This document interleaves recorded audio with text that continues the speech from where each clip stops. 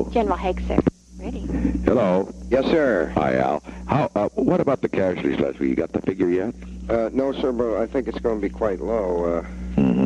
It should be as last week or better. Yeah, it should be less than 20, I would think, yeah. So it'll be very... when do you get that? Will you know? We don't get it officially till Monday afternoon, but we can get a reading on it. Right, well, Monday afternoon officially. Well, let's wait till then. Fine. Okay.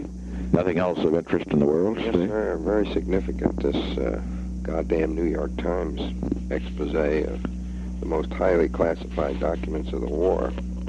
Oh, that. I see. I didn't read the story, but you mean that was leaked out of the Pentagon? Sir, the whole study that was done for McNamara and then carried on after McNamara left by Clifford and the peaceniks over there. This is a devastating security breach of the greatest magnitude of anything I've ever seen. Well, what's being done about it then? I mean, I didn't... did we know this was coming out? No, we did not, sir. Yeah. There are just a few copies of this. What about the volume report? But what about the? Let me ask you this though. What about Laird? What's he going to do about it? Now I just start right at the top and fire some people. I mean, whatever department it came out of, I'd fire the top guy. Yes, sir. Well, I'm sure it came from defense, and I'm sure it was stolen at the time of the turnover of the administration. Oh, it's 2 years old then. I'm sure it is, and they've been holding it for a juicy time, and I think they've thrown it out to affect Hatfield McGovern. That's my own estimate. But it's something that it's a mixed bag. It's a tough attack on Kennedy. It shows that the genesis of the war really occurred during 61. Yeah, that's Clifford. I see. And it's brutal on President Johnson. They're going to end up in a massive gut fight in the Democratic Party on this thing. Are they? There's some very... But also massive against the war. Against the war. But it's a Pentagon study, huh?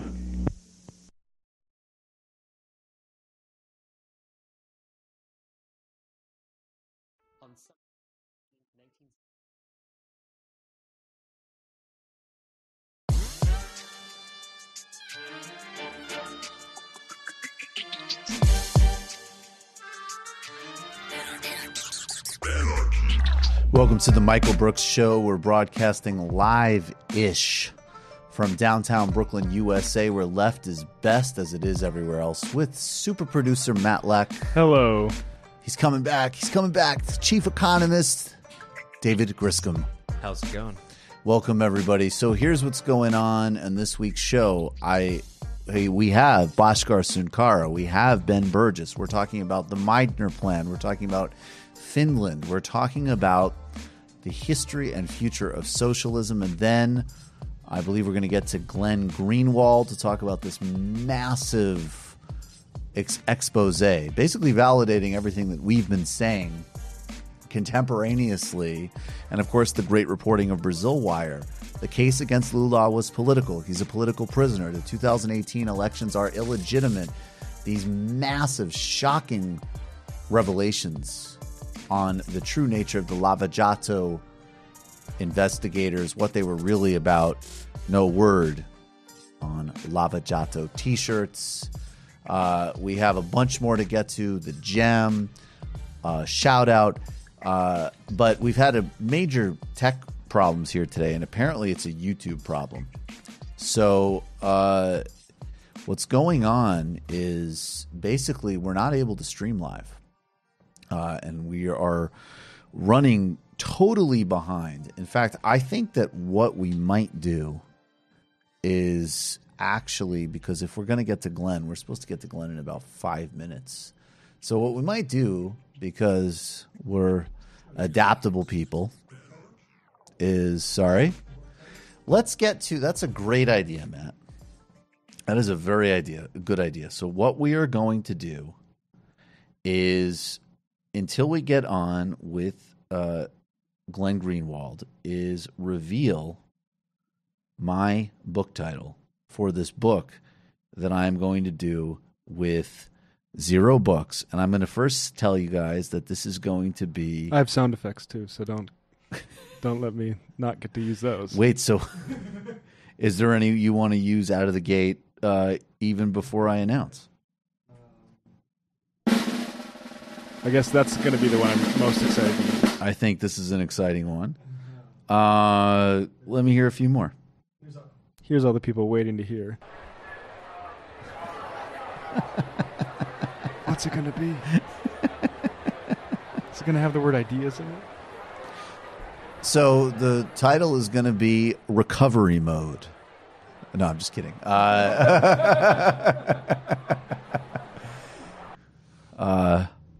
Mine Ideas. No, I'm just kidding. So basically, first of all, it's going to be published in either October or November by Zero Books. And over the next several months, I'm going to be talking a lot more about this. And the goal of the book is not only to have an answer to the intellectual dark web and really the new right generally.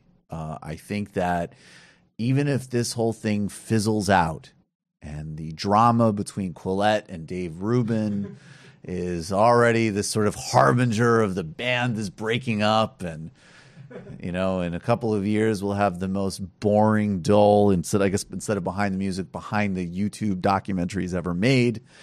I think that this manner of argumentation that you've seen these guys outline, and the really strong interest, which also in a very different way Paul Mason has identified in his new book, just on this sort of like restoration of hierarchy schemes and naturalization of capitalism, but the real intrigue in IQ and sort of reasserting these different types of ideas. And there's a problem, guys? Yeah, we have a problem. What is it? We didn't have audio on the fucking video. Okay, I don't know. We can hear it live on this. We have the audio live. So what are we going to do for the video? We'll patch it together. We'll patch it together? Yeah. All right. Lots of problems.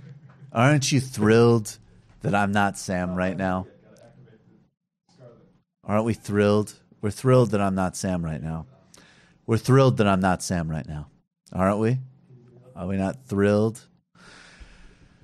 So, Matt, are you ready? I will admit, Flo, my thought process was broken a little bit, but the point is to give an answer rooted in what I'm calling a cosmopolitan socialism or a globalist socialism, to answer the intellectual dark web, but also sort of have a map forward for the left that I think actually synthesizes and transcends these false debates between economics and democracy, which I think is a better way of following Bill Fletcher Jr., which is a better way of formulating these so-called identity questions, dealing with the vampire castle problems, but also truly recognizing that, in fact, this project must be truly global, in that sense, drawing on true, a very broad intellectual base for understanding these problems, and also diagnosing the fallacies of like the West, as an example.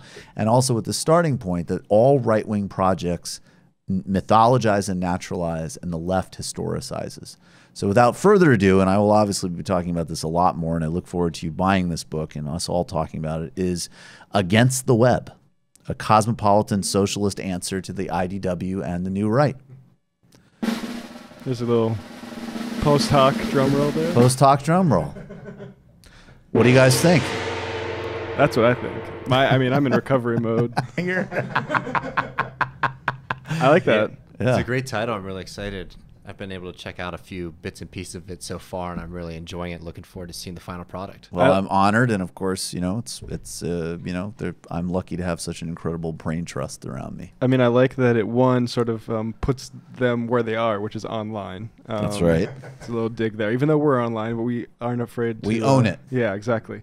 But also, I don't think that's a title that's gonna risk going out of fashion, because that was the big yes, that was the major thought process, and that was one of the also, this is not just a polemic, and there's only even in fact one chapter on Sam Harris, but like the end of Sam. That was a possibility. So you're not getting on Joe Rogan then. No, I think no. The chapter title of Sam Harris's title is "The History is Totally Irrelevant." I thought it was the end. No, we chose to go in a slightly less polemical way. All right, so guys, I have a paranoia that Glenn Greenwald won't be here when I call him, just because everything has been so utterly disastrous tonight. But He should be, and we're going to talk about this incredibly important story. Then we'll do the commentary. Then we'll sort of reverse order and get things in a normal flow. Thanks for bearing with us. We're going to take a brief break and be back with Glenn Greenwald about this blockbuster Lavajato story.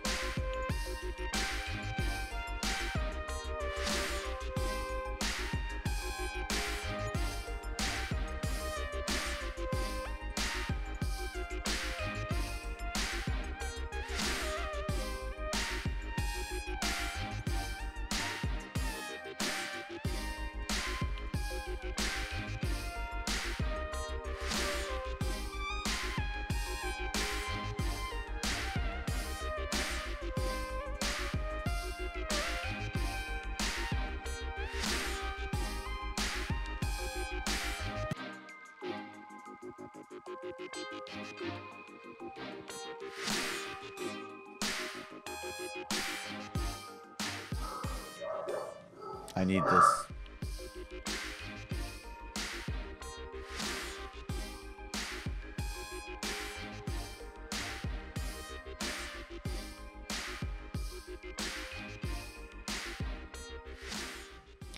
Welcome back to the Michael Brooks Show. Thanks, everybody. Thank you for bearing with us through this YouTube disaster that we're dealing with. So I know many of you are listening live, and then we will be releasing this as soon as possible. But, you make do. And joining us now is Glenn Greenwald. He's the co-founder of The Intercept, journalist. Sure you know who he is. He's also the co-author of this massive story that we're going to be talking about today. Glenn, thanks so much for being back. It's great to be with you. Thanks for having me back. So, Glenn, obviously, you know that I've sort of taken to this story in terms of Lula's imprisonment. I've always seen him as a political prisoner. I think there was a lot of reasons just sort of analytically to see potential U.S. influence there, the dynamics in Brazil, and also I think you and I in some ways, might have some interesting disagreements about Lula and PT, but recognized also that Lula really is a distinctly sort of important progressive political communicator in modern politics. So there was this many potential international dimensions to it. But this report really sort of fills in a lot of detail on the speculation that this Lava Jato team were, not clean players, to say the least. Can you center us first by saying what these leaks are, where they came from, and what, I guess, basically the main takeaways are before we go into different parts of the detail? Sure. So Brazil, of course, is undoubtedly, your audience knows, has been through huge numbers of political crises, including the impeachment of Dilma Rousseff in 2016 and the ascension of Jair Bolsonaro, a previously unthinkably extremist figure, in 2018. Corruption scandals, political scandals, economic crises, epidemic of violence. But by far the biggest event and the most important event was the imprisonment of former President Lula da Silva in 2018, in part because he is one of the gigantic figures on the world stage when it comes to world leaders. He was elected overwhelmingly in 2002 and 2006 and left office with a 87% approval rating, brought millions of people out of poverty, transformed Brazil into a country of the future for the first time. I mean, it's hard to find somebody that surpasses his stature. So imprisoning him just for that reason alone is already an earth-shattering event. But it was so much more important because he was planning to run, and in fact was running again for president in 2018. He was term limited out of office in 2010. And all polls showed for a full year that he was not just the front runner, but the overwhelming favorite to win the election. And so you have this task force of prosecutors in Brazil called Lava Jato. In English, it means car wash, led by this judge, Sergio Moro, who have been putting huge numbers of people in prison with the clear goal of trying to get ultimately to Lula. And they prosecuted him in a very dubious way. You and I have talked about this before. I'm sure you've talked about this with other people. And that prosecution of him, that conviction of him by Judge Moro in 2018, once it was affirmed by an appellate court with remarkable and bizarre speed, meant that Lula was ineligible to run for president. So it not only put one of the most important world leaders in prison, but it took the front runner, the overwhelming favorite to be the next president, out of the running. It rendered him ineligible to run under the law, which paved the way for Bolsonaro's victory. And then as soon as Bolsonaro won, he turned around and rewarded the judge who convicted Lula, Sergio Moro, by creating this new super justice ministry position where Sergio Moro has unparalleled powers. And it was an obvious, at least the perception was a quid pro quo.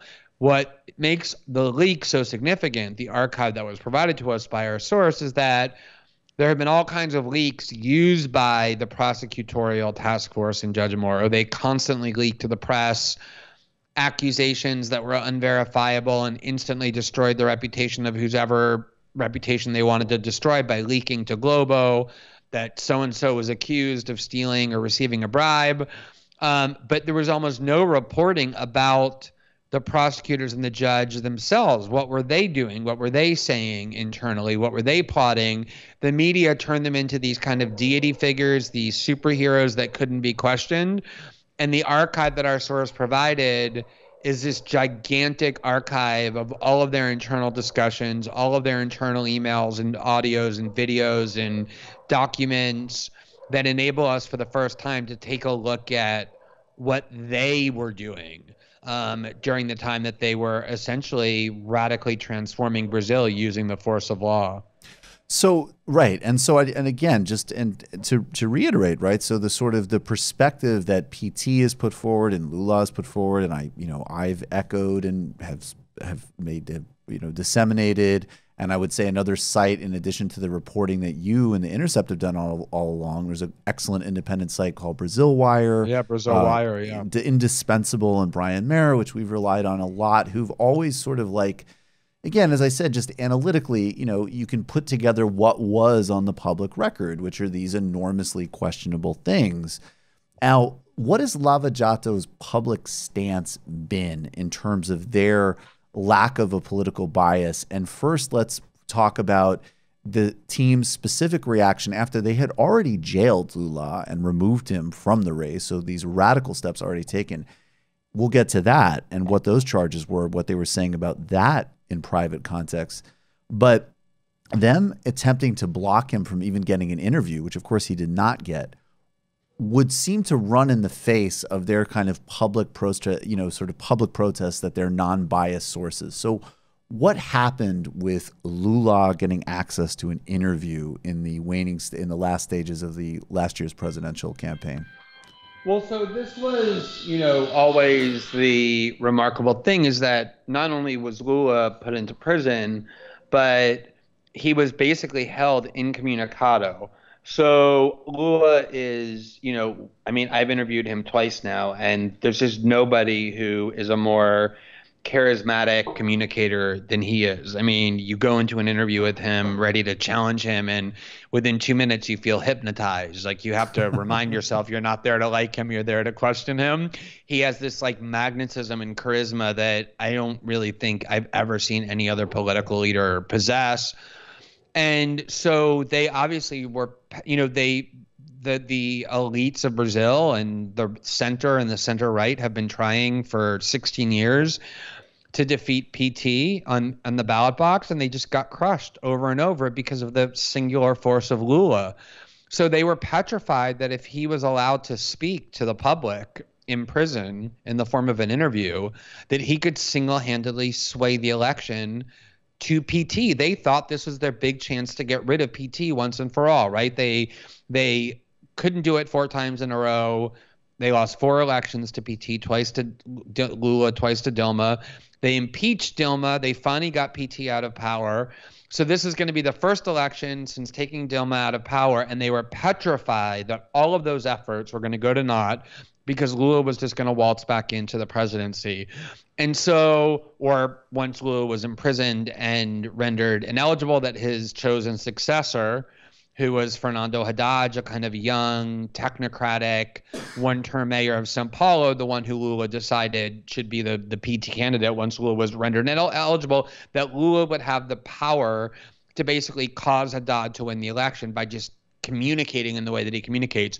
So several media outlets, Folha of São Paulo, which is the largest newspaper in the country, but also The Intercept Brazil and me personally, spent 2018 petitioning the court to be able to interview Lula so that the public could hear from the former president about politics, about the 2018 race, about Bolsonaro, about Haddad. And it wasn't Lula asking for it because prisoners don't have a right to be interviewed. It was us, the press, asking for it on the ground that the right of the free press guarantees us the right to have access to him. And finally, about 2 weeks before the election, a particular member of the Supreme Court who's renowned for kind of being a courageous dissenter, granted the petition of Folha and one of the most influential journalists in the country who's great, Monica Bergamo, the right to interview Lula in prison. And they were all ready to do it. And what our leak show, our leak document show, and it's one of the stories that we were able to report, is that immediately upon learning that a justice of the Supreme Court had authorized Lula to be interviewed by FOIA 12 days before the election, these supposedly apolitical, neutral, non-ideological prosecutors exploded in a rage and in a panic and spent all day plotting on how they could subvert or undermine or block the judicial order. They considered really unethical things like telling the federal police to purposely schedule it after the election and then claim that since there was no date in the order that they complied.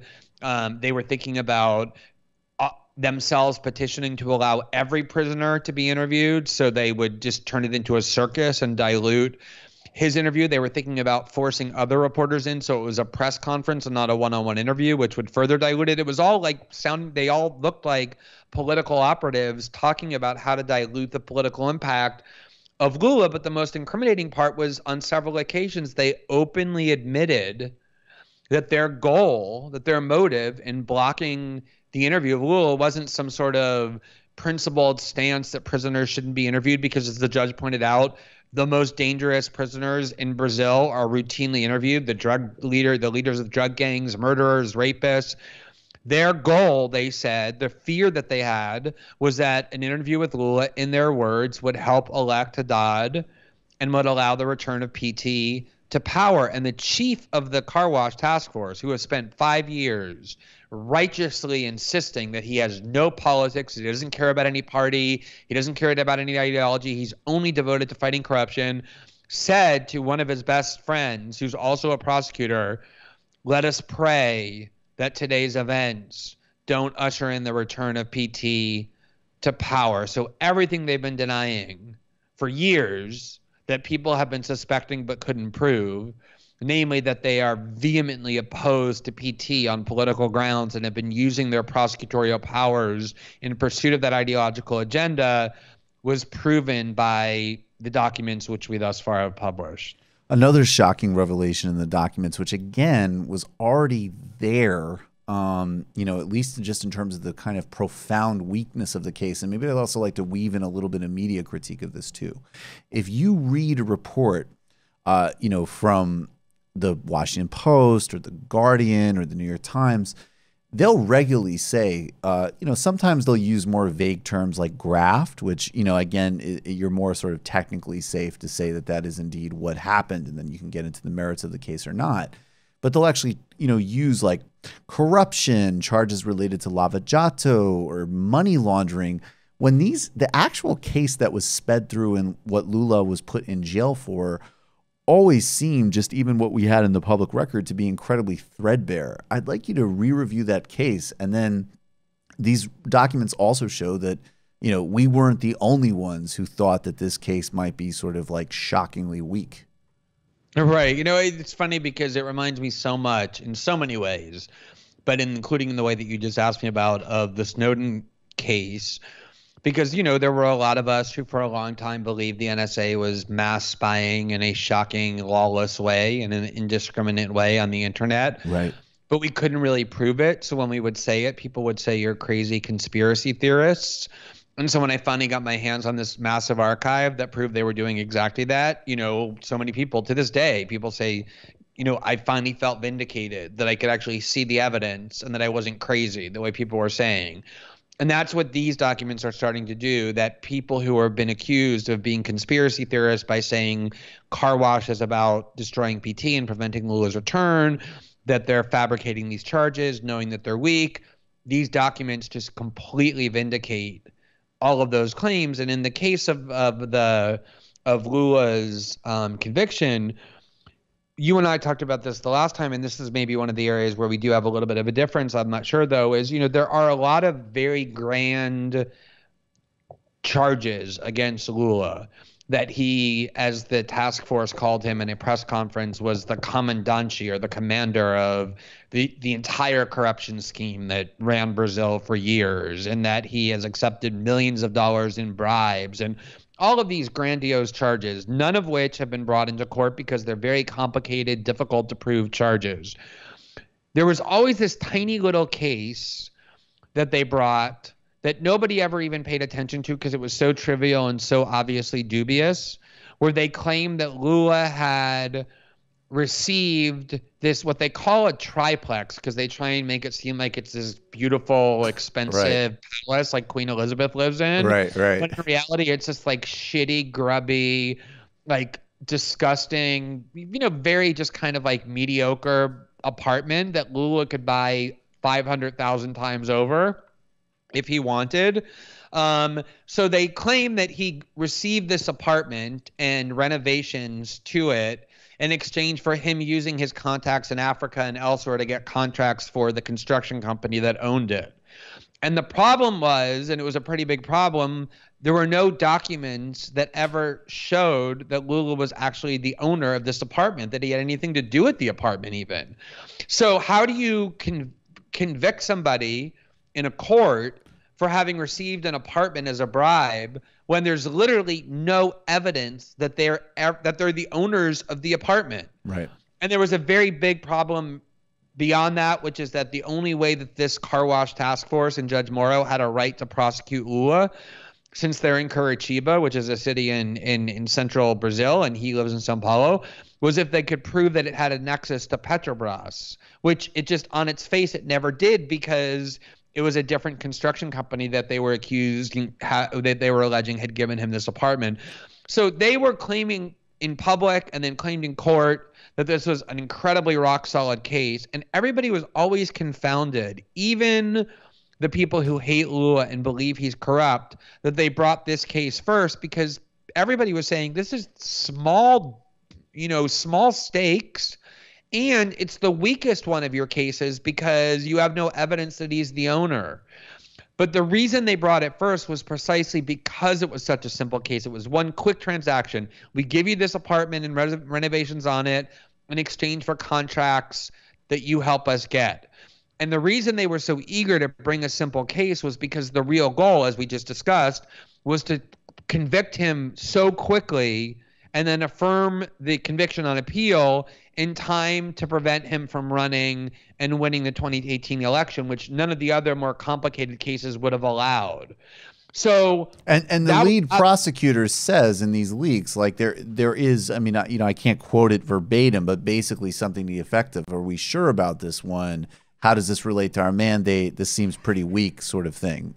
Yeah, I mean, exactly. So that's what these leaks, I mean, everybody always knew this case was dubious. Right. But what's amazing about these leaks is that not only did the prosecutors, who of course in public were saying the evidence is overwhelming, the evidence is irrefutable, the evidence is undeniable, not only were they saying internally, we think the evidence is incredibly weak, we're not even sure we have a case against him. And I'm not talking about early on, I'm talking about like 3 days before they indicted him. Yep. They were saying internally they don't think the evidence is sufficient either to prove that he was the owner of this apartment or to demonstrate that they had the right to prosecute him because they didn't have the jurisdiction for it. And it's amazing how it's not, just the kind of last minute questions that you ask yourself, right. like, hey guys, are sure this case is really as strong as we think? It was them saying, the evidence just isn't here. And yet they brought the case anyway because they knew that they had a judge in Sergio Moro who was going to convict Lula no matter what, because that was his principal goal, and because, as these documents also reveal, and this is probably the biggest part of the story, which I'm sure you're going to ask me about next, Judge Moro was collaborating with the prosecutors all along on how to construct the case against Lula. Well, I did want to get to that in a second. I just wanted to spell out because you said there might be a disagreement. And I think that's actually interesting, because I guess my two thoughts, and one thought is much more just sort of simplistic but I think it's worth exploring. And the other is maybe a bigger argument here about how we even use and define things about like corruption, and I'll get to the second more interesting point first. I'd be curious your feedback on both. One part of it does occur to me that this amount of resource and energy, finances, media support, political support, basically total judicial impunity, which, as you said, we'll get to the most even more explosive things in a minute, that if that tangibly only yields this charge. And I guess, yes, of course, some of these cases are complex. You know, I don't know. That to me is still pretty revealing. I mean, there's plenty of other Brazilian politicians, including ones at the top level, who, you know, there's tape of them, you know, ordering a bribe. There's, you know, there's a lot of much more clear evidence than there ever was with Lula for these more grand, you know, accusations. And it does seem to me that if they're willing to do this from all of our revelations, all the revelations of your work, that, you know, it's pretty plausible that doing a PowerPoint where you sort of can, you know, basically imply that Lula is some sort of like Stalinist drug cartel head would sort of fit a pattern of, you know, political warfare or lawfare. That's actually, you know, take that one first, because the second point is actually, believe it or not, more broad than that. But, you know, that's my kind of basic strong skepticism. I guess like my only issue is, I guess, and I'm not sure that we even do disagree, but I mean, I guess, so just to be clear, there are other cases that they have brought against Lula. He's been indicted for multiple other more serious crimes, but none of them have made it to court. None of them have even gotten close to court essentially because they convicted him on this. And so there's really, you know, he's 72 years old. He has a 10-year prison sentence. There's not a lot of motivation to try and prove these bigger, broader charges. So it's not like they didn't bring the case. They have charged him with these broader crimes. I'm just not willing to declare definitively that I view Lula as being free of corruption. Because the reality is that the entire political system of Brazil has been run on corruption. You know, in the U.S., when you talk about corruption, it's usually this Congress member got caught taking a bribe, or like this, you know, lobbyist did something untoward. There's isolated cases of corruption. I would go even further and say the entire system is sort of legalized corruption, which is what lobbying really is. But in Brazil, it's much different. It's like for decades, the way it's worked is if you want a contract with the government, you pay millions of dollars to politicians, senators, governors, presidents, and they just stick it in Swiss bank accounts, and then they give you the contract. That's the way. It's just this is my worked. This is actually sorry. Go ahead. So I just like and PT has been the head of the government for 14 years, and there's undoubtedly people in PT, as Lula himself has said to me when I interviewed him, who are genuinely corrupt. So I'm not one of these people who is pounding the table saying, I know for certain Lula was not involved in corruption. What I will say, though, for sure, is that I've never seen evidence of his corruption. And obviously, you should not put someone in prison nor declare them corrupt absent concrete evidence that it's true, and there just isn't any thus far presented when it comes to Lula, in contrast, as you said, to, for example, the president who preceded Bolsonaro, who engineered the coup against Dilma, Michel Temer, who literally got caught on tape ordering bribes to be paid to silence witnesses. So it is significant. Yeah, and I think the other thing that to me is significant, and I've threaded this, on the show, and I think been pretty open about it. And again, this, any avenue you go, if you're being rigorous, is going to lead to some potential big pitfalls and dangerous outcomes. But I think everything you just said, absolutely. And I've tried to cover the story in a way that, as an example, even re-engineers, I obviously I have huge admiration and support for Lula, and I do think he's a political prisoner. But, when Lula first came to power in 2002 or 2003, and the coverage of him in the States was, here's this radical who sort of like learned how to like tame and work within the system. To me, obviously they're emphasizing a willingness to sort of play by certain macroeconomic rules, but that also meant making peace with just the kind of corruption you're talking about. So even there, and what I would say, at least from every evidence that I have, I'm confident in the sort of weakness of any of these corruption charges against Lula, but more broadly, and I think for my purposes even more importantly, is in fact starting to make the types of distinctions between, okay, we're entering into a corrupt deal, and the upshot of that corrupt deal is generating positive benefits for the Brazilian people, which his government undoubtedly did. And I actually think, one of the really interesting challenges we have to deal with dealing with authoritarians more generally is that this very simplistic one-note anti-corruption narrative has been very inviting for the Trumps and Bolsonaros of the world, right? And obviously it doesn't let the hook of the old, let the old system off of the hook either. But I think we can't just say corruption as some big blanket term, because there could be some like, okay, I'm the president of Brazil, I'll pay off some other smaller parties with, proceeds from a construction deal to vote for, providing meals to people and jobs versus, I'm going to stick that in a Swiss bank account and, skim money off the top. These are really important qualitative differences that we need to, complexify, particularly as the right uses that rhetoric to advance itself. No, it's a great point. And, Lula, when he won in 2002, that was the fourth time he had run for president. He lost 3 previous times because of the perception that he was too radical, that he was too leftist, that he would drive away international capital. The oligarchical media in Brazil, which back then even more so than now had a complete monopoly on thought and information, demonized him so successfully that they made him have no chance. And then in 2002, he decided, look, I can't do anything for anybody by being ideologically pure. Right. I have to win in order to get into office and then start doing things for people. I'm going to start making compromises. So he wrote his famous what's called Letter to the Brazilian People, where he promised he wasn't going to bring in his radical leftism of the past into office, that he was going to be conciliatory with, the financial sector. He chose as a vice president this very kind of, I don't want to say Jeb Bush sort of figure, but like somebody just very respected among bankers and, kind of like maybe like Alan Greenspan would be a better analogy. Somebody that reassured the markets that he was not going to be this hardcore leftist leader.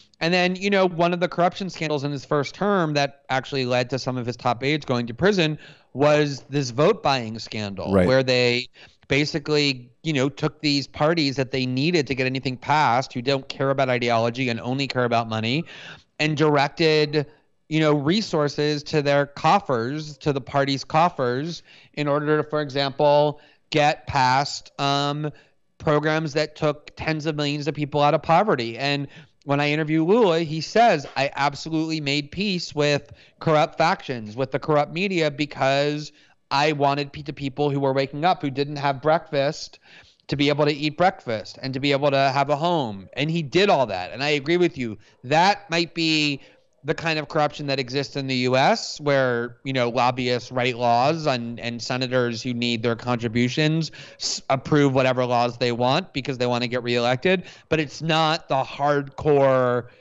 putting money in Swiss bank accounts, using public funds as bribes that a lot of Brazilian politicians have clearly been guilty of and have been found guilty of with irrefutable evidence. But Lula, despite being put under the most invasive microscope, and certainly Dilma even more so, have never been shown to be involved in any of that. So I agree with you. That's a really important difference. The only caveat is that because the prosecutors haven't presented their evidence alleging these crimes, we just haven't seen what evidence they have. But I think the leak that we got, the archive that we're reporting on, and the reporting we're going to do over the next probably, I don't know, certainly months, if not, year or 2 years, is going to shed a lot of light into what they themselves thought about the case and the evidence that they have. Yeah. So I know, Glenn, we only have a couple more minutes, but I obviously I just want to reiterate. I mean, that is my view without, everybody's imperfections. I think he's 100% honest when he says that's the calculation he made. And I think that that's the context of understanding him and PT and why they're an eminently defensible project. And also because of the wins, tens of millions of people out of poverty, that's the distinction there between, say, like Democratic Party figures who maybe rhetorically will make some of the sort of same justifications, but they don't have the record to show at all the same type of accomplishments. Exactly. So that's a vital distinction. Justification, but nothing Precisely. in the way of accomplishments. I totally agree. Exactly. So talk about Judge Morrow. This will be the last piece. He collaborated with the prosecutors. And maybe there's one other thing that isn't in the leak, but I just want you to touch on too, that maybe you could include in it. One thing that gets forgotten was that there was a ruling last spring, shortly after Lula had been jailed, where a regional court judge had basically said this guy's habeas corpus had been violated. He'd accepted a petition from Lula's lawyers. He ordered Lula released immediately, and the Supreme Court later overruled him, but there was at least an hour or a couple of hours where Sergio Moro just ignored the ruling of a court and violated the law. This was another thing that happened. But maybe you could, put that together and talk about these incredible, like, play-by-play strategy sessions that the judge did with the prosecution team. Yeah. So, I mean, the role of the judge in Brazil is not 100% identical to the role of a judge in the U.S., but it's like 98%. So unlike, say, in Italy or Spain, where prosecutors and judges are kind of merged into the same function, judges in Brazil, like Judge Moro, are required to be completely neutral. They can't plot in secret with one party or the other. Any judge that did that in the U.S., imagine a judge secretly meeting with a plaintiff or a defendant and plotting the case that they were then pretending to neutrally judge, would be immediately removed from the bench. Any judgments they issued would be nullified. This is what Judge Moro got caught doing by our reporting.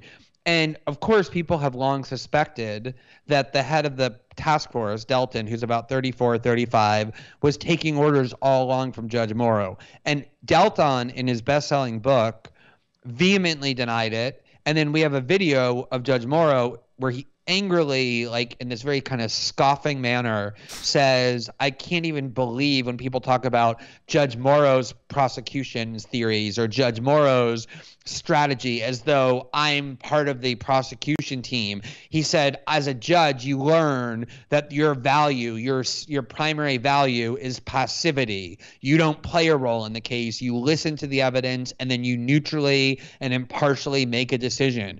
And we have years of chats on Telegram where Judge Moro is giving orders to Delton, the chief prosecutor. Why are you waiting so long to do this? You need to make this a different argument, basically constructing and designing the strategy to make sure that Lula ends up in prison and then walking into court and pretending that he's the neutral arbiter. This is something, Michael, that has turned huge numbers of people who previously revered Sergio Moro, who thought that he was like the one honest person in Brazil, into like Estadão, which is one of the biggest newspapers in Brazil. It's like kind of a center-right to right-wing newspaper that has long worshipped Lava Jato and Sergio Moro, today called on his resignation. Wow. 72 hours after we published ours. That's how extreme these chats are. And, him ignoring court orders. This is what happened. They probably began with good intentions. And this is what Lula told me in 2016, that you begin with good intentions, but once you get turned into like a superhero who was revered and are on top of every magazine, he was named part of the Time 100. He went to the gala with his wife wearing this expensive tuxedo and she in a big gown. You start to believe that you are exempt from all the rules. And that's pretty much what happened. Is the press treated him as a deity and a superhero. Nobody questioned him. Nobody challenged him. And he began to believe that he was justified to do anything, including breaking the law and violating judicial ethics, in order to accomplish his end goal, which is putting Lula in prison and making sure that PT was destroyed. And that's what these documents showed that he did. And in the last couple of minutes, what has Lava Jato's response been, and where are we? I mean, there's a new ruling coming up on Lula, and what are the prospects of freeing this guy, which is obviously a major goal of this show? Well, the response of both Judge Moro and the Lava Jato task force was pathetic. It was just trying to turn themselves into victims. Right. The Intercept now has our most intimate conversations and photos and videos, and including of our children and our white. And it's true, we do. But we've made clear that we intend to publish only material in the public interest, unlike what Judge Morrow did to Lula, which is intercepted his private calls and then divulged them all, including ones that were just designed to embarrass him, not ones in the public interest. We've made clear we don't intend to do that to them, but they didn't deny any of the improprieties. Judge Morrow's press conference was this very arrogant anger over the fact that anyone would even think that he has an obligation to address an accusation this tawdry. So they really don't know what to do. They're obviously petrified of what we have. There's definitely a lot of talk, mainstream talk, about the fact that Lula's conviction that was issued by a judge that everybody now knows was acting corruptly as he did it needs to be nullified. Excellent. Because it was the byproduct of injustice. There's a Supreme Court hearing in about 2 weeks, being pushed by one of the members of the Supreme Court that hates Lava Jato, that does think that they're corrupt, that has freed a lot of their prisoners. And there's a good chance that the revelations that we just made will end up reversing Lula's conviction and freeing him on the grounds that it was the byproduct of a corrupt judge and a corrupt prosecutorial team breaking every rule of basic fairness in order to put him into prison. Well, it's amazing reporting. Obviously, I appreciate it immensely, and I think a lot of people appreciate it. I noticed in your great interview you did with Lula, I think he was a little cross with you that you didn't ask him about Venezuela, but he might forgive you as a result of this, Glenn.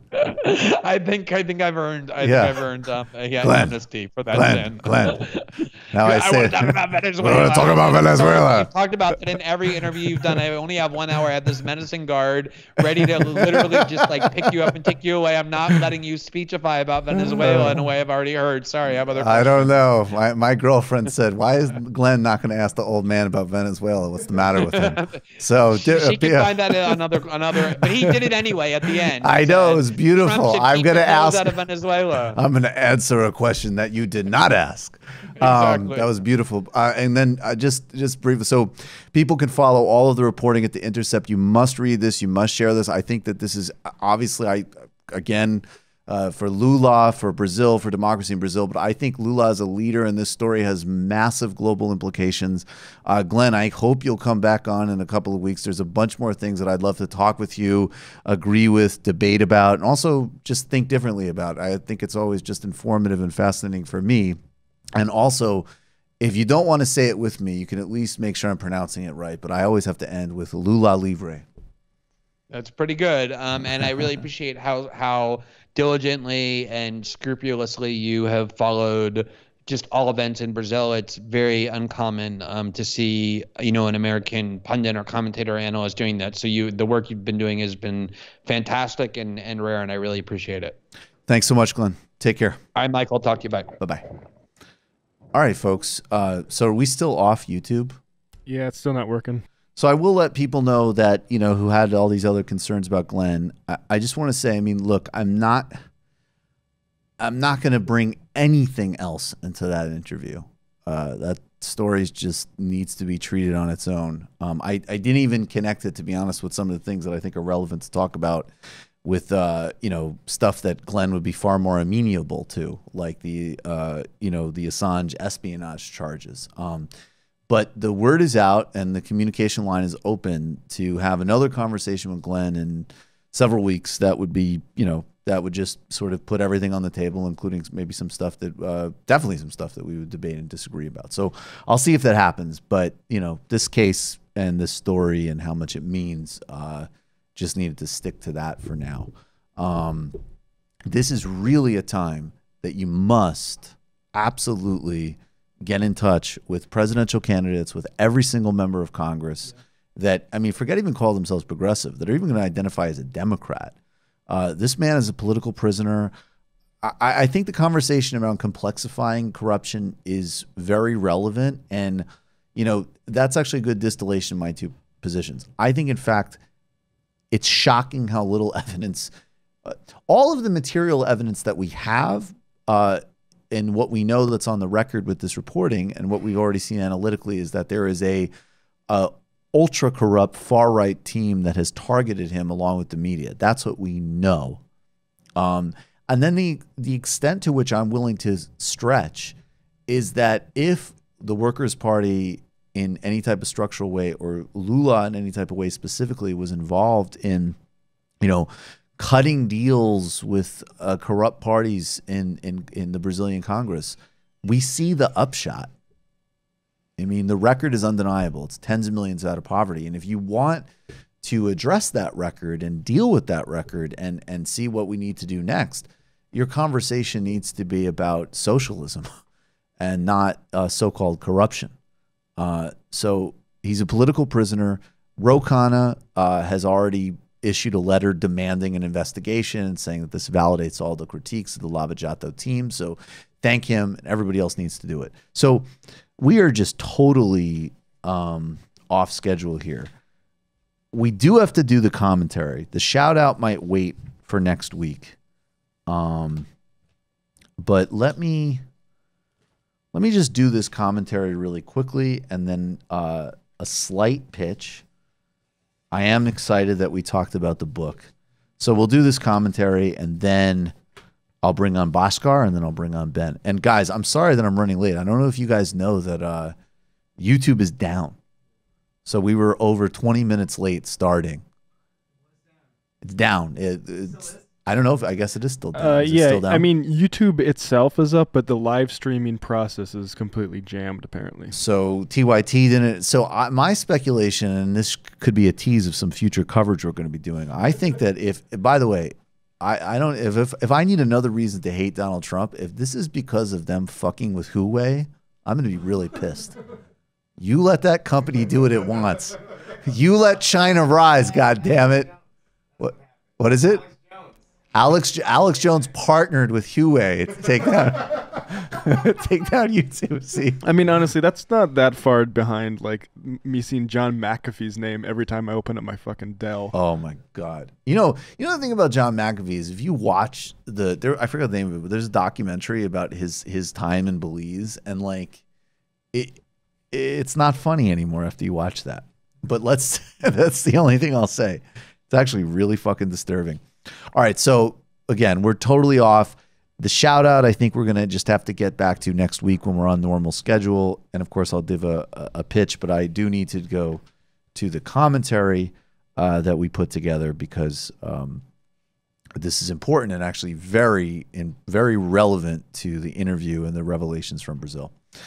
So, and I just need to, I'll start by just saying, for purposes of this commentary, your thoughts on anything about Julian Assange are utterly irrelevant. And definitely in the context of this audience, there is a broad range of people who think that he is the lowest form of criminal to people who think he is a unsung political prisoner and hero. And I'm just going to focus, though, on this last month. The United States unveiled an 18-page indictment, including an espionage, 18-charge indictment, including violating the Espionage Act against Julian Assange. Now, let's remember what the Espionage Act is.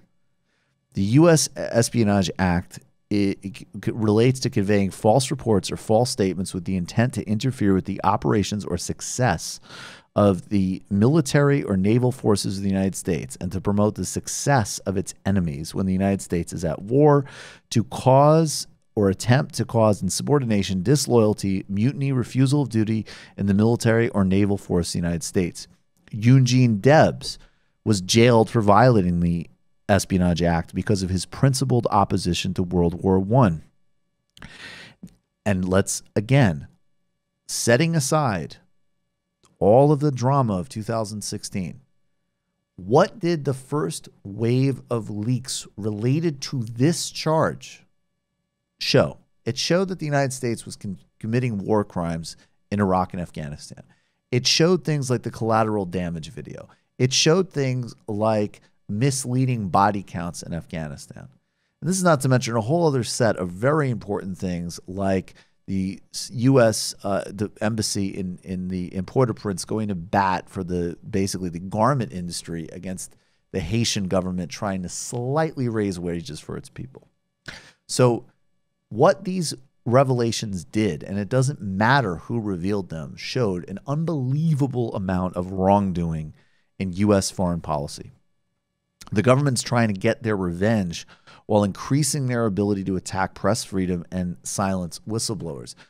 Note that the Obama administration, which had a horrifying record on the free press and on whistleblowers, and went after many, and including Binney, and of course Edward Snowden, who must have all charges against him dropped, had to flee the country for revealing vast NSA spying and surveillance, that they actually did not take this step with regard to Julian Assange.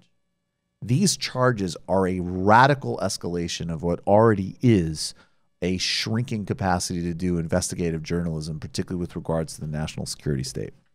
The UN Special Rapporteur on Torture has warned against the extradition in the U.S., claiming that Assange could be exposed to a real risk of serious violations and his human rights, including freedom of expression, right to a fair trial, and prohibition of torture and other cruel and inhuman and degrading punishments.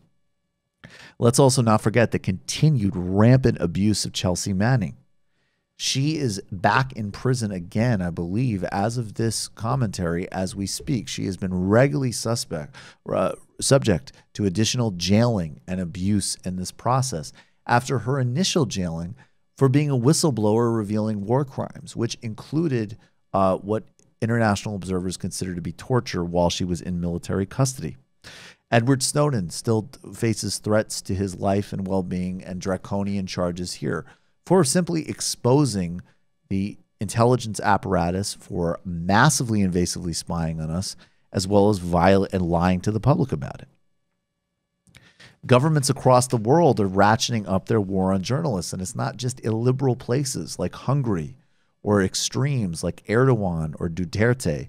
It's places like Australia, where last week the Australian police raided the offices of their public broadcasting station, the ABC. And this was in response to ABC's reports on potential war crimes committed by the Australian military. The doctrine of national security is being used by governments to justify infringing basic rights. This will impact how organizations report the news. Major news organizations are more likely to be advised to change their protocols and prevent themselves from being targeted by governments. Silencing important revelations, for example, the recently uncovered political motivations in the imprisonment of Lula da Silva. And for those in independent media, the threat of being targeted as an individual by the United States will have a chilling effect. The government is counting on our apathy and many people's hatred of Assange to wage a war on journalists. We cannot allow the future where telling the truth matters to have all of that put at risk. Put this in relationship with the massive expansion of private platforms, the nexus between, in fact, these Silicon Valley firms and the national security state. You have a private-public formula for an enormous infringement on journalism and speech across the board. You know, what the United States says they're concerned with, among other things, with the Chinese telecom Huawei, is its relationship to the People's Liberation Army and Chinese foreign policy. Do you think for a second that the U.S. Defense Department and U.S. intelligence agencies don't work on some level with telecoms, that they haven't been interested in projecting their capacities overseas through Apple and Google? Well, if you think that, I don't actually have anything to fake to sell you. I can't set up like a fake Patreon account, but I'll just say very naive. So set aside whatever you think of him. With regards to these specific charges, we need to agitate against them because they're a threat to journalism everywhere. Okay, folks, really briefly, we continue to grow. If you're listening to this at the moment, I'm sure you probably are, in fact, a patron. But if you're watching this later, I'll keep it short this time because we're running well behind. But it is time, patreon.com/TMBS. In the coming weeks, we will have a lot more information on social media and other fora. I can't help doing that. About what you get specifically. Because, you know, look, you should support the show even if you just like watching the main show. It's a tremendous amount of work, and we put out a lot of information. But the two bonus shows are a hell of a lot of additional information. And it helps us sustain, grow, and do what we do. Patreon.com/TMBS. Get your tickets. They're in the notes to the Chicago live show. And I'll say once again, this fall from Zero Books, Against the Web, cosmopolitan socialist answer to the IDW and the New Right. We're going to take a brief break, and then Bhaskar Sunkara is going to join us, and then Ben Burgis is going to join us. See you in a minute.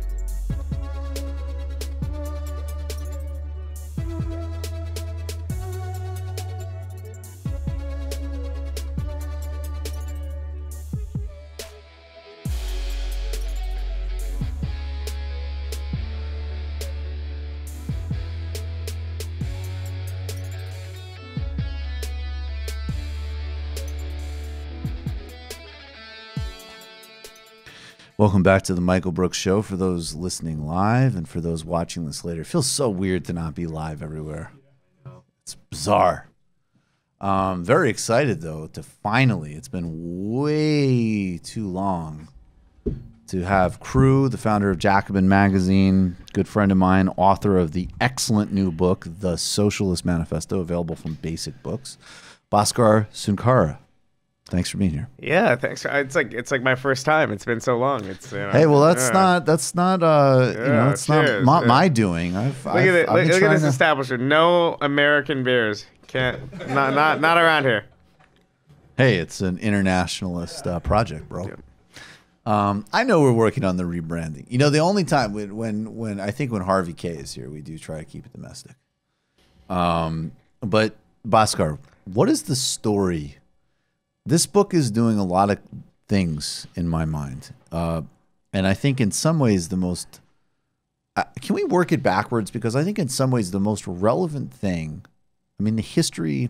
I shouldn't say the most. There's a lot of very relevant things about the book. But what I really liked was a diagnosis of the modern trajectory of center-left parties, particularly socialist parties in Europe, but many Democrats in the United States, that the rise of what happened in the 80s and 90s, yes, in certain cases you could talk about, like, you know, probably Tony Blair was never going to be a great guy, regardless of the historical context, right? And sure, you could even expand it to the kind of, like, you know, important but, you know, more narrow good government stuff, which is the money started pouring in from the, you know, the corporations as the power of labor depreciated, which is actually a materially important thing, but it reflects a broader trajectory about the nature of capitalism and social democracy, where it isn't about moral failings or just the sort of like gradual corruption of money. It showed the extraordinary successes of what some of these projects had achieved, but also what their real limitations is in the face of capitalist onslaught. I don't know if I summarized that correctly. But I'd like you to tell that story. So yeah, I guess the story in the 20th century is often told this way. We fought this war against fascism. Then after the war against fascism, there was a post-war compromise. It was a time when capitalists were willing to give, you know, working men and women a fair wage for a fair day's work, and everything was working all perfectly until a new generation of capitalists came around who were more greedy and cutthroat and who betrayed the compromise that we all agreed to, and now we live in this neoliberal era that's completely different and unfair. Well, in fact, the real story of the 20th century is a story of progress. It is a story about lifting yourself out of the devastation of fascism and World War and building a better society. But it was a project that was led, or at least shaped, by the workers' movement. In some countries, like in Sweden, my test case for social democracy that I talk about the most in the book, it was led by a workers' party. It was led by a social democratic party. It was pushed by a really strong trade union federation. And they developed this model where they were able to cajole capital. And they were able to say, you still might own your firms, but you need to deal with our wage agreements. You're going to be regulated. You're going to have to cede so much cash, and we're going to use this cash to build, institutions for childcare and education and housing. So a lot of these core necessities of life were decommodified. They were taken out of the market and enjoyed as social rights. But something happened that Leninists and others didn't anticipate happening. The welfare state didn't buy off workers. It didn't make them more complacent. It made them demand greater and greater things. So if you're a worker in the United States and you have a shitty dead-end job and you have employer-sponsored health insurance, you're probably not going to cause trouble at work because you really need that job. Now, if you're a worker in a country with universal health care, you have that one less barrier to causing trouble. If you're working in a country with full employment, you have that one less barrier than if you're working in a country with 20% unemployment, to actually go on strike, to pursue collective action, and so on. So workers, by 1967 in Sweden, start striking for just for issues of industrial democracy, not just issues of wages and conditions and things like that. So you could say that, yes, there was a post-war compromise, but in Sweden's case, at least, it was broken by workers who started making more and more militant demands, who started to not just question how much they're getting paid, but also started questioning the structure of their workplaces, how many rights they had. Why is it that we cede so much power to this handful of elite bosses, whereas we, the workers' movement, with our massive trade union federation, our affiliated party, have literally been running society. Why would we cede this power? Right. So I think then capitalists say, well, we're just going to withhold investment. We're going to cause some trouble because, one, your wage demands are getting too militant, so you're squeezing into our profits. Two, you're making these demands, it's diminishing our ability to manage and discipline labor. Three, there's an international climate that's changing, so there's increased globalization, so international competition, and also there's contingent factors like the OPEC shock and things like that. So capital is basically saying, we're not going to let things go on the way it was going on, and labor is trying to figure out a radical solution to this impasse, the slowing of growth and profitability and whatnot. But it's very different than saying that capitalists just decide not to, go along with this post-war They had a compromise moral. Well, I mean, it's kind of ironic, right? Because the framing of that, they just had a moral change, or some type of increased appetite, is not a very Marxian reading. Exactly. And also the idea that all of a sudden these center-left leaders that were so great in the 30s and 40s and 50s and 60s all of a sudden become cowards. It doesn't make sense. Like, my most controversial take on the British the British Labour Party in those circles is that I think that Gordon Brown, if he was born 30 years earlier, would have been the most radical leader in Labour Party history. His background was in the trade union movement. He knows the old socialist songs and the language and whatever else. It was just an era. He wrote a book. He was part of a book when he was in his 20s called The Red Paper on Scotland, which I think it called for Scottish independence or devolution and radical socialism in Scotland. Yeah, he came from this labor background. Right. But what happened was, you have this crisis, and there's left-wing solutions to this crisis, potential solutions. I guess we'll talk about like the Meidner Plan and things like that. Right. And then there's the people in the center who are basically like, there's no problem. We can continue business as usual. And I think those people were wrong. Then there's people on the right that said, well, we're going to solve this crisis by retreating a little bit. So today, our narratives of retrenchment of the welfare state, so the rollback of the welfare state, is often a bit overstated. You still have about 60, 70% of the welfare state, more in some places. You just are no longer expanding it. You're slowly chipping it away. Right. And the logic, though, of this right wing of social democracy was, we are going to deregulate. We are going to allow capital to restore its profitability. And when capital restores its profitability, we're going to tax it and maintain as much of the welfare state as possible. And frankly, that's Gordon Brown's logic. That's Lula's logic to some degree. Except he was creating something not... Yeah, I think Lula still... I mean, the pink tide, to me, in general, the only difference is that they had first of all, in the periphery, so they're dealing with way more outside interference to begin with, but they basically in a compressed time zone did a mini version of European social democratic history in several years, and now we see the reversal mainly due to the outside, which has always been sort of the dynamic, right? Of plenty of leaders, Castro was not the norm, more like Michael Manley was the norm of people in those contexts basically wanted to generate social democracies and that not being acceptable. But before we get there, I mean, can you? Even Tony Blair, in fact, that is actually what his government did, particularly in even his first two terms, even his right wing. I think a guy you genuinely can say did migrate to becoming an actual right wing politician. Did in fact follow that formula. Yeah, Blair's deregulate and redistribute. He did. Yeah, but it was more a right-wing radical drift on the economic front. It's the British Labour Party had this gambit where as part of their grow-give, like social democracy, the part of the economy they thought they could stimulate and grow from was financialized sectors. Right. So it's almost like, I guess in a microcosm, those of you in New York might think of de Blasio this way too, where de Blasio is cutting deals with developers. He's in the pocket of finance and, real estate, whatever else the insurance industry is here.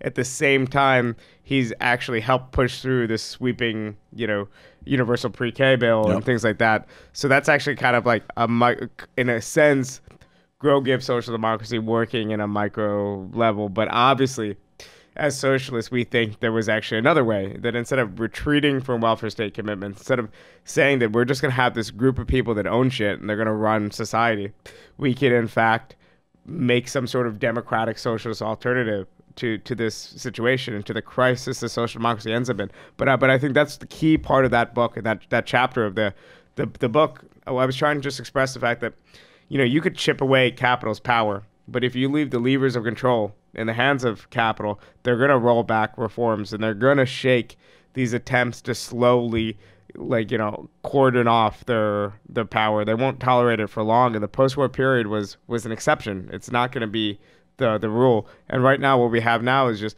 capitalism getting its groove back, capitalism kind of just the regular routine of things. It's not this exceptional, bizarre, neoliberal, precarious period. No, this is just capitalism.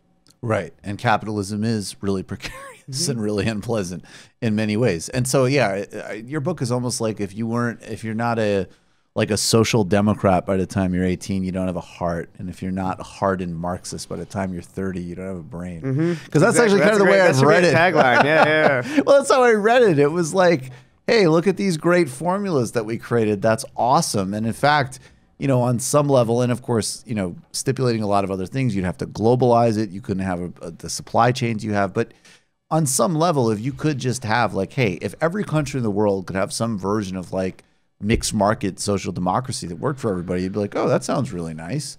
But it's like, oh, it doesn't seem like it works like that. So that's why you actually do need, just on a strategic level, these broader interventions. Yeah, I mean, you need a way to actually take the power of investment away from capital, because often we talk a lot about capital flight, and people say, oh, well, if you regulate too much, if you make it too difficult for businesses, they're just going to go to some other country. Actually, it's pretty hard to move a lot of businesses, and especially with certain sectors are unmovable, right? Like healthcare and certain service sectors and so on. But what capitalists can do, what they often do, is they just say, well, now's not a good time for us to spend $10 million expanding our franchise. We're just going to wait till there's another government in power. And of course, the actual working people that will benefit from having new businesses and new investment will be like, well, I was going to vote for that socialist. And, he seemed like a pretty nice guy, or she seemed like someone really committed to the cause. But, this disinvestment's only getting worse. And either that center-left government is going to moderate their program, or, which often happens, or they're going to, just elect someone else, right? And then all of a sudden, the markets will show their confidence, and business will start investing, and there'll be a little boom. And then people say, oh, well, I don't like this right-wing party, but they do sure know how to manage the economy better than these bleeding heart, lefties. So, and we'll bring Ben Burgis on in a few minutes, but there's the other thing I want to touch on with you, and we'll get to the Meidner Plan later, because I think that is really important. And actually, really, we got to talk about Sweden in a way that doesn't either glorify it, but now I feel like Sweden's a place where it's like the sort of counter reaction to acknowledging, in fact, the massive accomplishments of a leader like Palmer is a bit of a problem. But if you were to trace a trajectory, and tell me if I'm reading this correctly, one line of your book is the German Social Democratic Party and the intellectual leadership of that party, and how the tension between that and its actual sort of rise to power, which of course, generated some incredible things, also had some pretty spectacular failures. Then there's this Swedish and Finnish sort of models, which you actually argue in some ways was the most terrifying to U.S. capital. And then there's the Leninist, and then obviously Stalin. But does that make sense as sort of three different trajectories of understanding these socialist traditions, at least emanating out of that context? Yeah. I mean, I think that we should say that there was a common ancestor to a lot of these movements, right? So, in the time of, let's say by the end of Engels' life, at least, even the end of Marx's life, Marxists of all stripes called themselves social democrats. Right. And this broad early Marxist social democratic movement by the 1910s splits into different traditions and trajectories and whatnot. And in the end, its left wing, its insurrectory wing, especially in kind of the less developed countries of Eastern Europe and so on, pursued the route of kind of storming power and building a socialism outside of capitalism.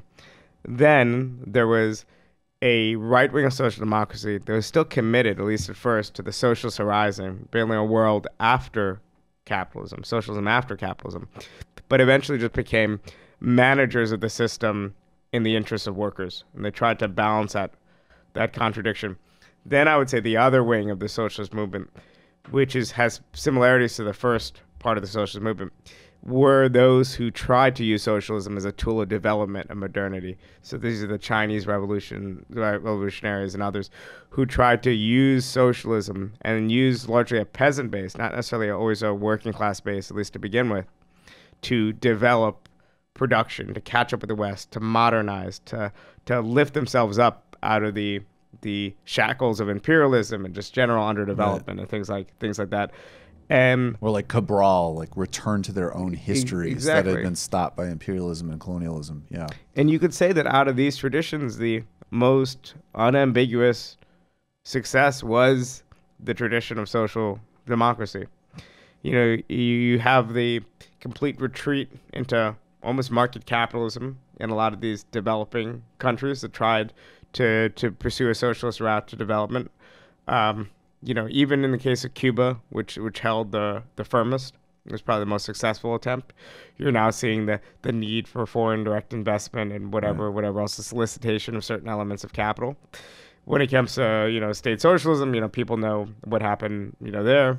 But with social democracy, there really was, just if you were born in a town in Sweden, if you were born in a city like Malmö, you had basically the same life expectancy and life outcomes if you were born in Gothenburg or Stockholm.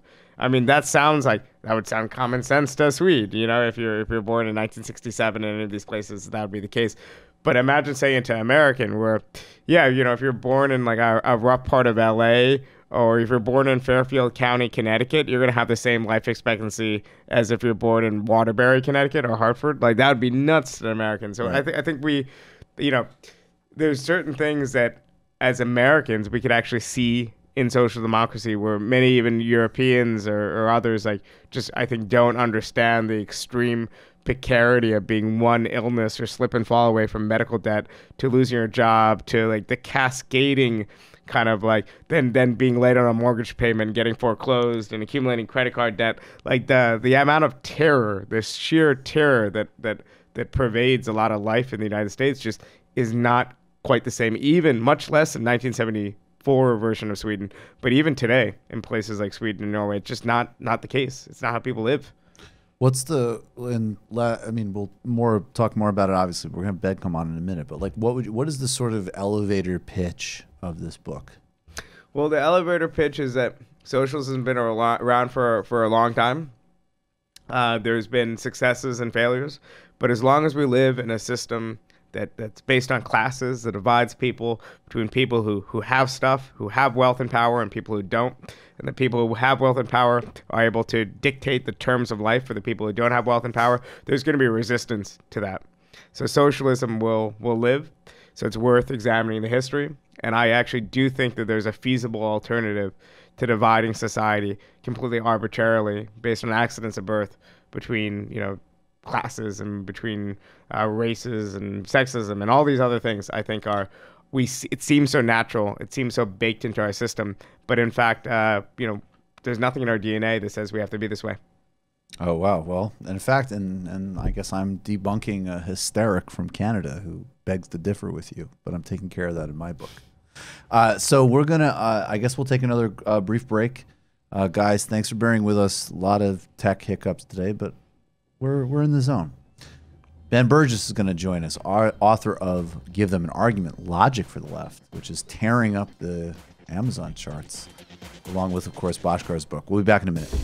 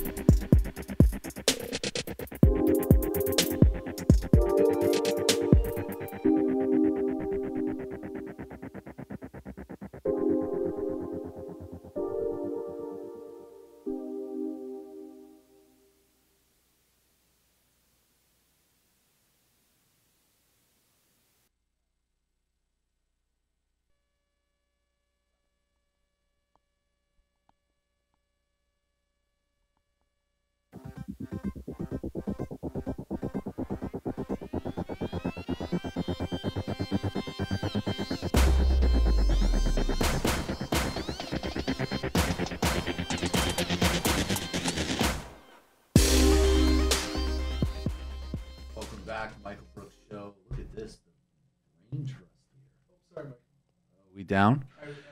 This is I'm gonna check my astro charts on tonight because this is not what I like. By the way, astrology is cool. Sorry. Here we are with the Brain Trust. Ben Burgis, he's author of Give Them an Argument, Logic for the Left. Bhaskar Sunkara, of course, Socialist Manifesto, and the founder of Jacobin Magazine. I've been wanting to. Have you guys met before? No, not in the flesh. Well, here we are. So I wanted to talk a little bit about this, actually, because I want to get into the Meidner Plan, which is really important.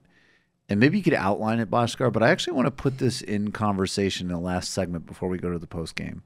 I want to put this in conversation with the debunk that Ben and I did last week about would a greater, in a very broad sense, because I actually want to move, I think co-ops are cool, but I want to move well beyond co-ops. I want to move to stakeholdership. I want to, because there, maybe that's also the wrong word, but just some idea of far more power over your economic life and far more leisure time and far more basic power to do what you will in an economic sense, right? So, but that being said, the debate that Ben had with Destiny, who's a prominent Twitch streamer, Really? which sounded funny. Yeah, that's actually what he is. No, Destiny's very. In fact, Destiny does a very good job at this stuff. He's in this New York Times piece. Twitch streaming is like the gaming thing, right? He plays video games and talks about politics. I have no idea, dude.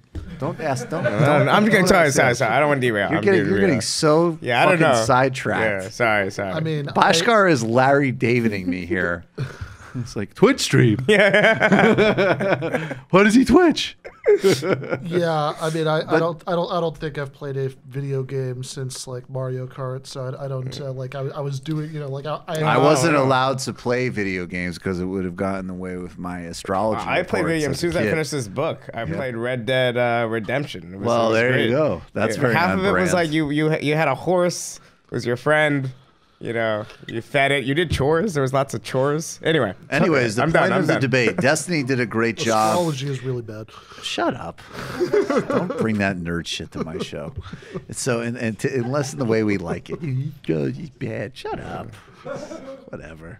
I will. Libra. So what'd you say? Said he's such a Libra. Yeah, exactly. That was such a Libra thing to say.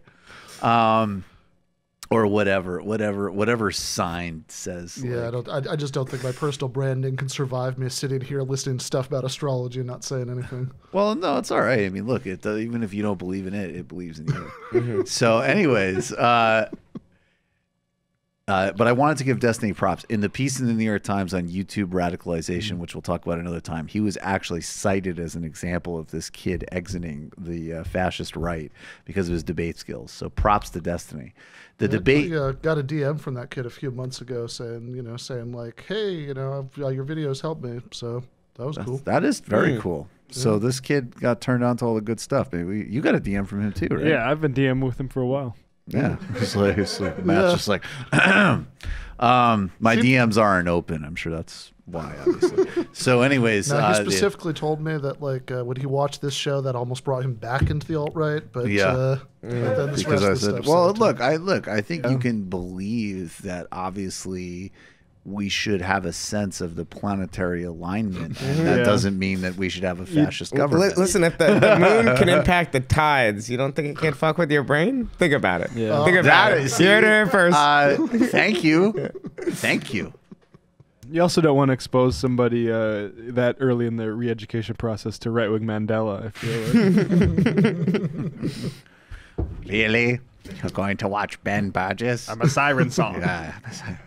Yeah, let's put you to work at Mondragon. You'd probably prefer to smoke weed and watch Rolling Stones montage videos. Meanwhile, Bhaskar, his parents flee the fucking Caribbean via sniper territory so they can get a real fucking job. And he's running around talking about how they should turn the whole world into a fucking subpar Caribbean economy. Fucking cocks. I miss doing that. So, they were debating, can co-op, worker-owned economies have an effect on the climate crisis? And I want to put that in relationship to outlining the Meidner Plan and really opening the dimension of workplace democracy and the other part of the subtitle of your book, which is a case for socialism in an age of extreme inequality and planetary crisis, if I recall correctly. So let's bring those two things in relationship, and maybe could we use the Meidner Plan to help sort of set that up? Okay, so the Meidner Plan. Yes. It's a bit complicated because I could give you the very simple version, but I'll give you the intermediate version, which is the Swedish system is very unusual in that the welfare state was not created just by the state. In fact, a lot of the system was actually created by collective bargaining.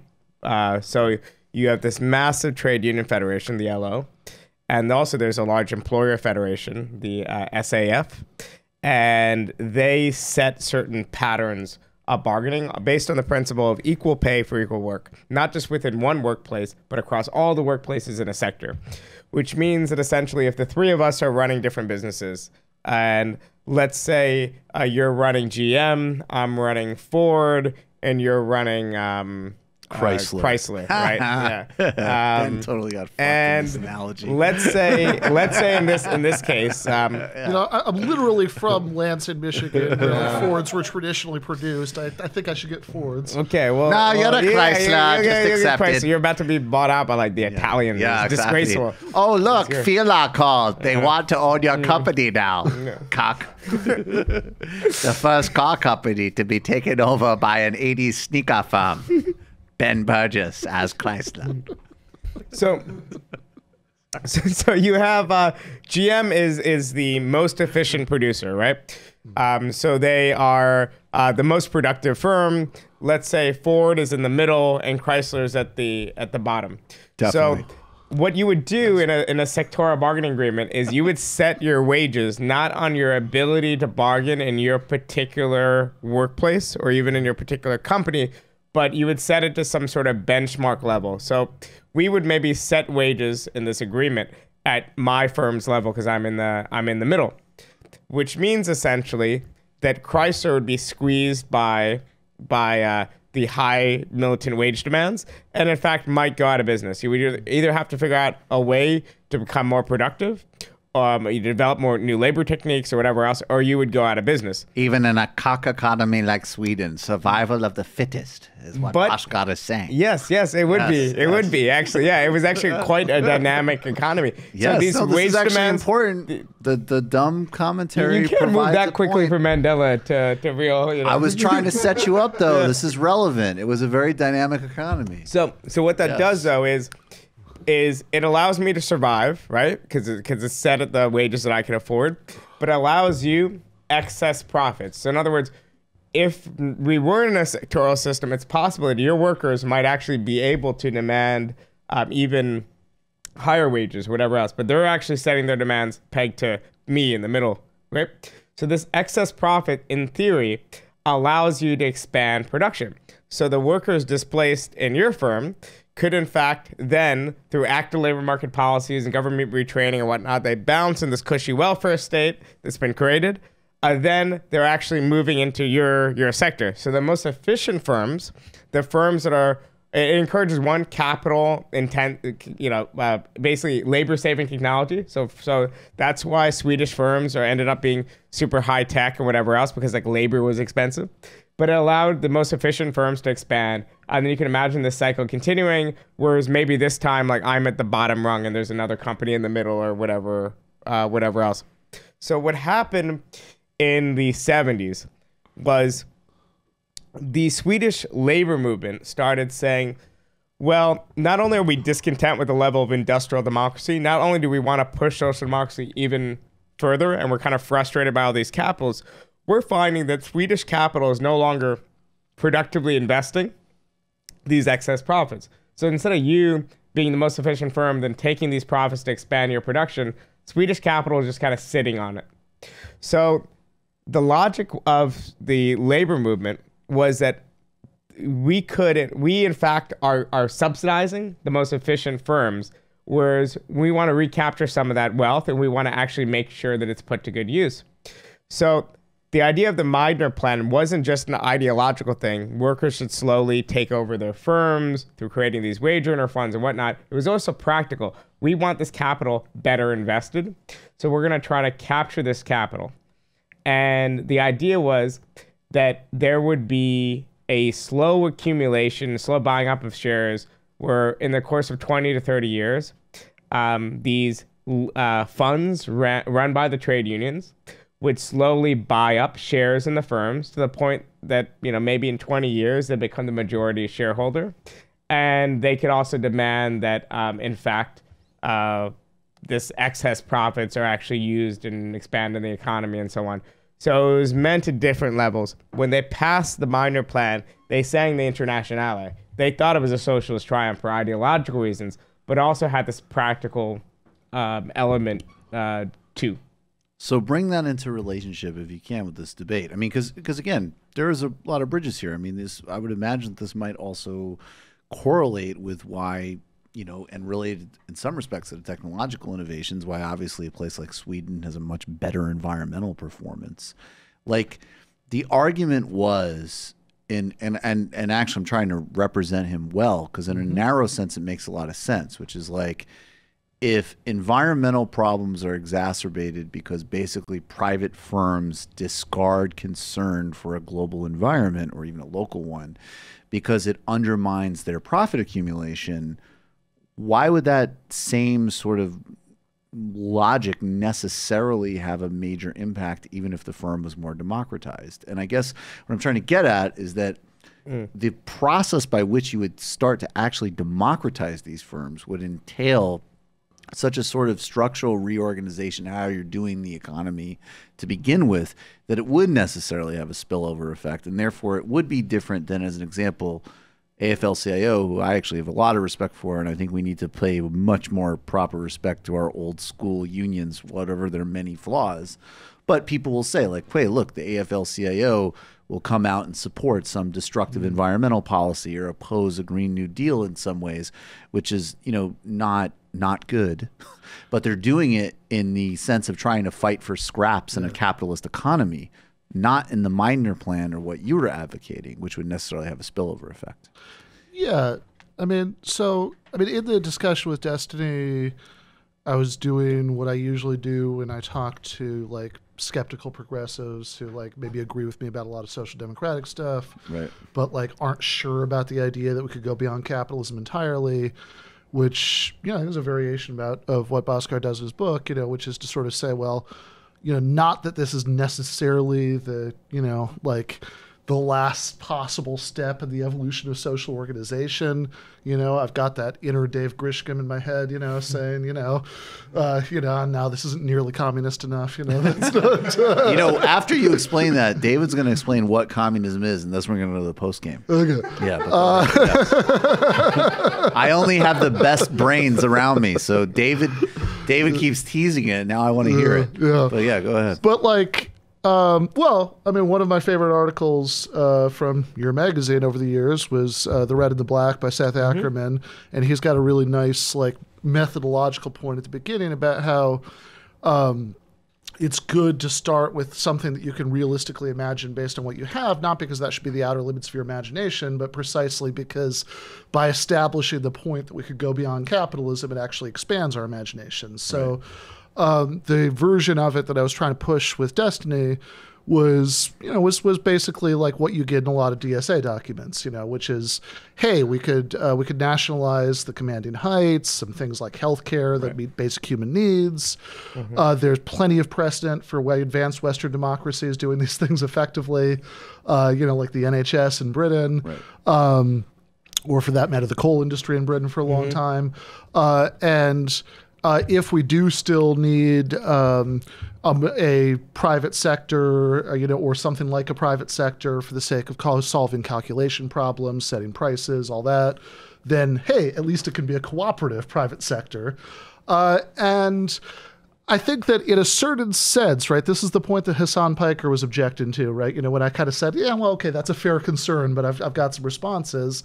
I do think that Destiny's point is not totally unreasonable. You know, he says, hey, to the extent that you're saying, don't worry, this would still have the benefits in terms of market mechanisms for dealing with calculation problems, et cetera, that capitalism does, then it's open to the concern that, wait a second, it would still have the same bad market incentives for things like climate change that capitalism would have. And I tried to respond in a few ways. So just real quick, one of them was the point that Hassan wanted to emphasize, which was that at least certain forms of environmentally damaging activity, like fracking, actually have really bad consequences for the communities of the workers who are engaged. Where obviously the workers will have a totally different incentive structure to care for themselves than an outside owner capital. Exactly. And I think that's a strong argument. And I think that is a really strong argument, but I don't think it's enough. The reason I don't think it's enough is that it's good for, like, oh wow, the fracking is, you know, fracking up the water, but it's a little bit less effective for, oh, we're just slowly eroding the ozone layer, which has bad long-term consequences for all humans, workers or owners. But doesn't necessarily have short-term enough bad consequences for the workers to be motivated by it.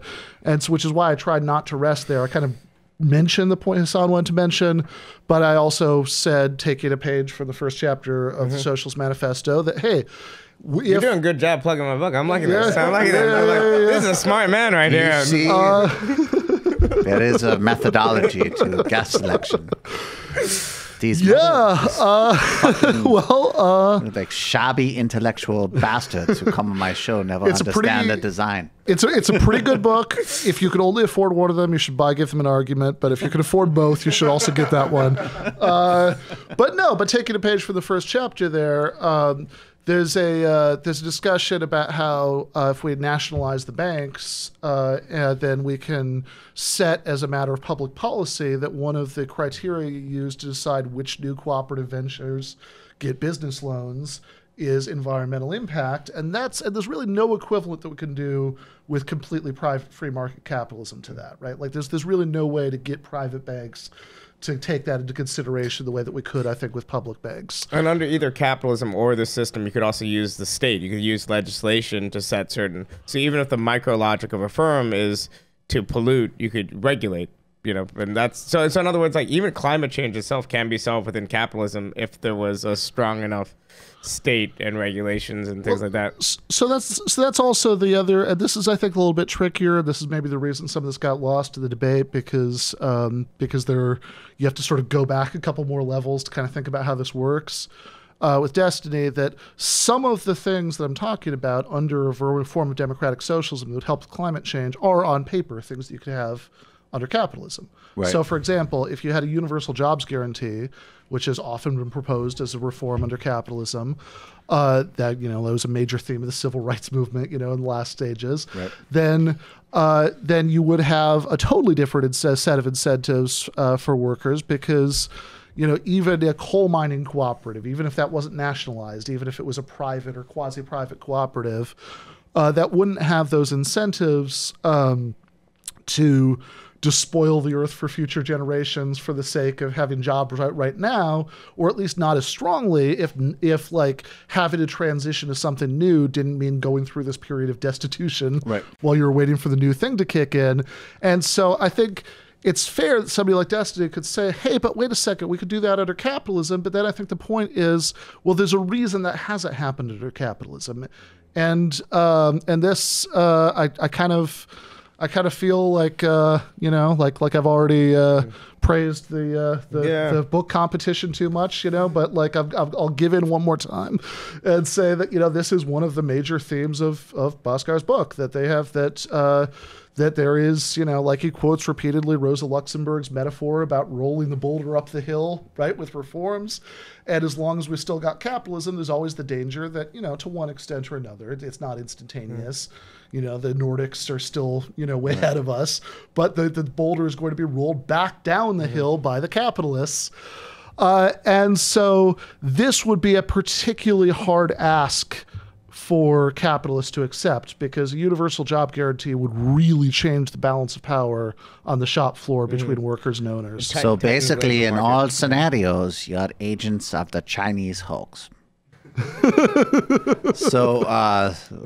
yeah, can I go add ahead. Two more things to this thing of climate change. I agree with everything you said, but I would add that one, if your incentive in a worker-owned firm is to maximize not total profits, but profit per worker, there's less of the imperative to just grow.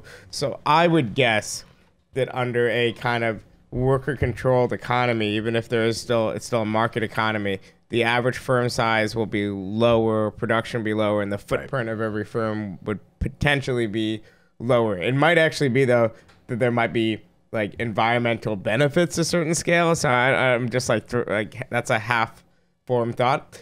And the second thing is, under any system of socialism, it means that even if we still have a sphere where firms are competing in the market and producing consumer goods, it also means that the commanding heights of the economy, all the natural monopolies and things like that, would still be under the purview of the state. So there'd be a lot more democratic planning going on anyway. And the state can actually set the terms for the medium and long term. So if you're going to do a medium or long-term investment priority, individual firms under capitalism or even worker-controlled firms, they can't do that because they have to operate by a short-termist, logic and mentality.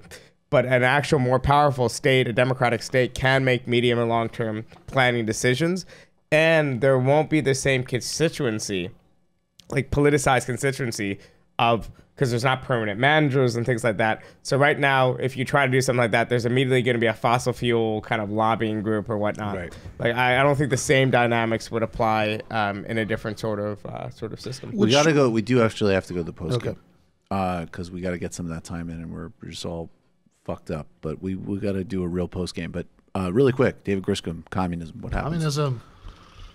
Oh, I mean, I don't think it's too. I mean, honestly, I don't really think it's too worth it to jump into it with the David, blueprint. these guys are total. Come on, they're they're mealy-mouthed apologists for the status quo. But I think we know what they are. Just lay it out. Come on. I think that you replace the system of competition with a system of association, and that challenges exactly the kind of logic that leads to the pollution of the earth that we're talking about. Where individuals who own an organization, they're putting the profits of that organization over the social cost for the rest of us. And putting production in the hands of the majority and in the hands of the demos is really going to radically change that. At least has a much larger potential to radically change that than any kind of individualized system that we have now. Well, obviously, I agree with that in the abstract. We believe in kind of a free association of producers. The question is, how do you actually do it in condition of relative scarcity, right? We still need to ration resources. We still need to kind of motivate and compel each other to actually produce. So I think in the long run, we will live in some sort of fully automated, to use Bastani's thing, fully automated communism or whatever. But I think we're still in a condition of relative scarcity, particularly in the global south and other places that actually need to grow. So I think we need a growth, an environmentally sustainable, carbon zero growth socialism. Yeah, and just one. So guys, how are you going to figure out how much tofu each of you get in your perfect little sissy system? Well, that is a good question. But one last. Ben's more Satan. Sorry, go ahead. One last thing about this, though, I would also say that when you think about some of the stuff like the coal lobby, right? Because Destiny's point's going to be, oh, but wait a second, we could just get the coal lobby that's sponsored by the coal mining cooperative, and it would just be the same thing. And I think that the reason that the free association of consumers, even in the watered down bullshit Menshevik way that, that we're talking about, would impact that, goes to the same thing as, why the environmental record for state socialism was so bad. Well, because there's no democratic input, right? Even, East Germany was worse than West Germany because at least in West Germany, you could have an environmental movement that could make West noise. Germany had a massive green movement. Exactly. So, and by the same token, just the fact that so many more people would be in on the decision when somebody that instead of like 3 people in a room being like, hey, let's start the Coal Institute for Honesty about, clean coal, if somebody wanted to do this, even if you didn't have like whatever, a referendum on it or whatever, like even if it was like a management level decision, the next time there was a management election, there would be thousands of people thinking about this and talking about this, and this would be an obvious huge issue in that election. Oh my God.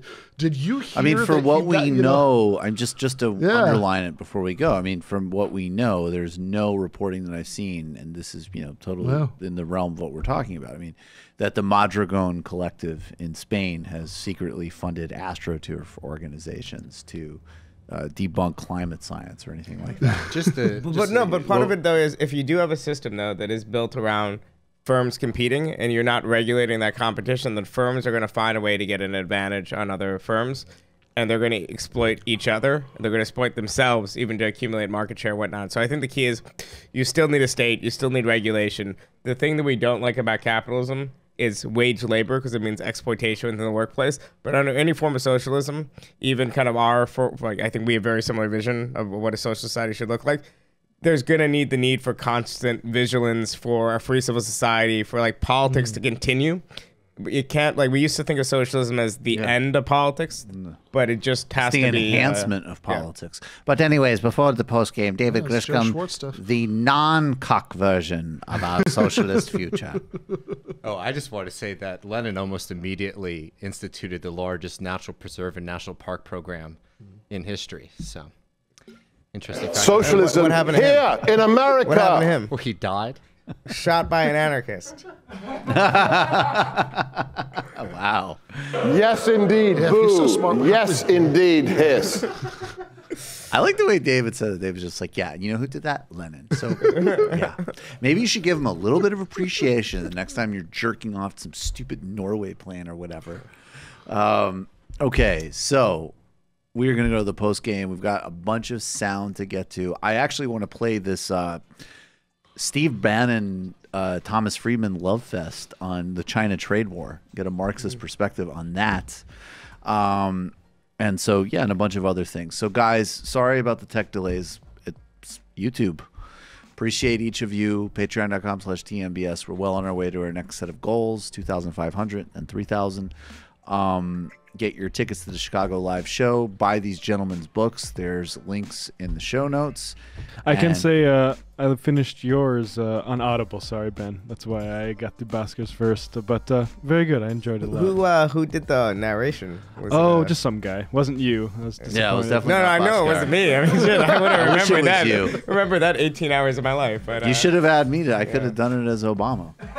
It's like Kotsky had a different approach. Yeah, you know. So yeah, that would have been fun. Which I actually do keep getting audiobook questions about giving an argument. You should totally do it. I'll be a day one purchaser. And we Is Ben Shapiro really using logic here? Well, that was the best suggestion that anybody made, because we were talking about it. I was like, well, Doug was saying he might do it for free or whatever, but I think there were a couple people who were like, no, Michael should do it in the Nation of Islam Obama voice. I think that's a good way to make Michael sick of any one of those impressions that you make him do for 17 hours. Not the Clinton one. No, the Clinton one is like more natural. I bet he dreams in the Clinton one. I do. Yeah. That's my natural state.